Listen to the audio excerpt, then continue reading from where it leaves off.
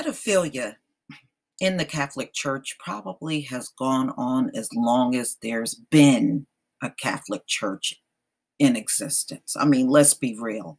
This stuff did not just start happening. It's been happening since its inception. For years, we have heard about the priests raping children. Very few of them have been arrested. They may have arrested a handful, but it's nearly not enough.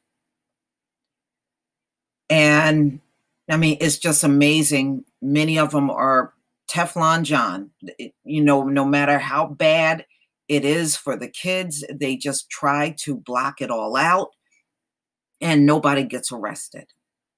Or, I've seen them take a few of these priests and put them up in the Vatican to hide them.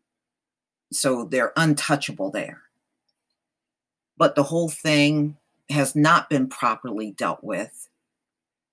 But you can best believe if it was a molester from our community, they would be all over it. And it would not go on for years or decades like you see in the Catholic Church. In the recent months, the nuns have been coming forward and, they're saying they've been used as sex slaves to the bishops and priests. And it has gone on for a long time. Many of them felt helpless and were afraid to speak out. And I'm sure they were probably threatened too. Usually that's what a sexual predator will do to their victim. They will threaten them. Threaten harm, or even kill them if they speak out. But nevertheless, y'all, they are speaking out now. And it is far worse in this Catholic Church. I mean, why don't you just call it a brothel? Because you don't do nothing. It seems like it's more sex than religion going on, But I'm going to go ahead and play this audio from NPR. So this came out March 18th, 2019. NPR, after years of abuse by priests, #nuns too are speaking out. When Pope Francis convened a meeting on sexual abuse in the Catholic Church last month, some of the most shocking stories came from nuns. The meeting gave many a chance to describe decades of abuse at the hands of priests. In the Me Too era, some are calling this new movement Nuns Too. NPR's Sylvia Poggioli reports. It's Sunday, and we're in St. Peter's Square. Mexican nun Sister Silvia Lopez is thrilled the Pope has made public what, among nuns, has long been a painful secret. The Pope spoke out about abuse of nuns and how the whole church must also denounce these terrible things. An article in the February women's supplement of the official Vatican newspaper L'Osservatore Romano first broke the wall of silence. It blamed abuse of women and minors on the clerical culture of the all-powerful priesthood.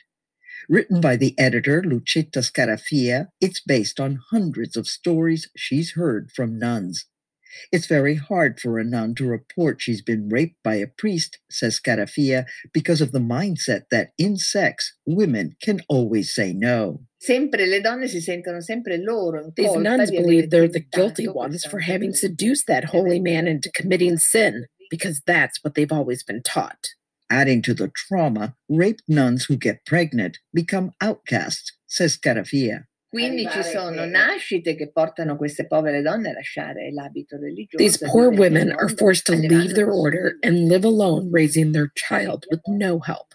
Sometimes they're forced to have abortions, paid by the priest because nuns have no money. Sister Catherine Aubin, a French Dominican nun who teaches theology at a pontifical university in Rome, says the abuse is the result of male domination in church leadership. The Vatican is a world of men. Some truly are men of God. Others have been ruined by power.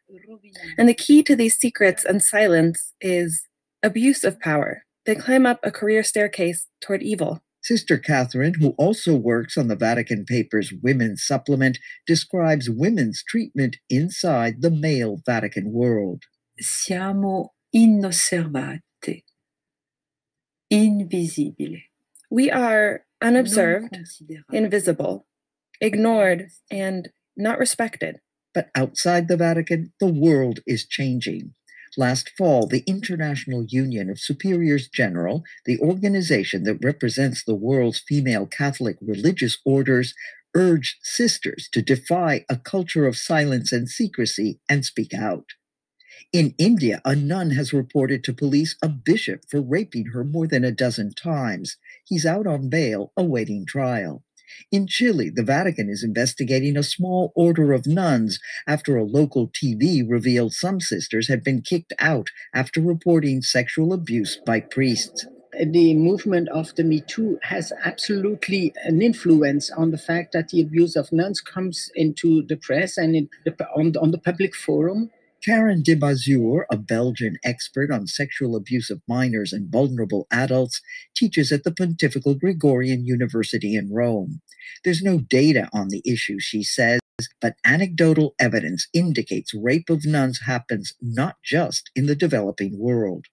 As in the movies and in sports, says de Mazur, media attention is helping shed light on a long-standing taboo. It's the first time that it is accepted in the public forum that adult women can be victims of men. And this is very important because before you had to blaming the victim, the woman who was seducing. Sister Bernadine Pemi is a Nigerian nun who works as a teacher in Ghana. She just completed a course at the Gregorian University on protection of children and vulnerable adults. On her return home, she says she'll focus on abuse of women. I am going to empower the nuns. I want to give them a forum to talk about it. If such a thing has happened to them, they should let us know. I will guarantee them that their voices will be heard. At a recent press conference in Rome, one voice making itself heard belongs to Doris Wagner, a German former nun who has written about being raped by the male superior of her convent when she was 24. After that, another priest made sexual advances on her during confession. When abuse of minor scandals hit Germany, Wagner was inspired to report her abuses to her mother superior. She became furious. She was literally jumping on her feet. She was shouting at me. First question she was able to ask was, have you used contraceptives? And it was then that I understood that she just refused to understand. After Wagner went public, her former confessor, Father Hermann Geisler, stepped down in January as chief of staff of the Vatican Doctrinal Office that handles sex abuse allegations. Wagner, now married and a mother, works as a headhunter for a German company and will never work again for the Catholic Church. I don't want to be in a vulnerable position. I don't want to be dependent on church leaders again. Wagner is calling for full investigation of all cases known to the Vatican, that it identify, convict, and punish the perpetrators. She also wants compensation for victims, especially nuns who became pregnant. Silvia Poggioli, NPR News, Rome.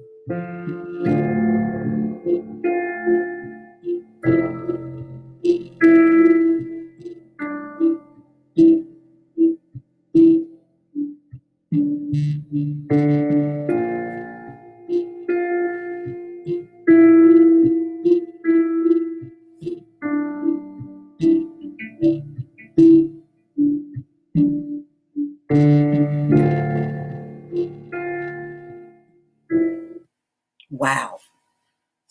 I just have one question. Why does this church still exist?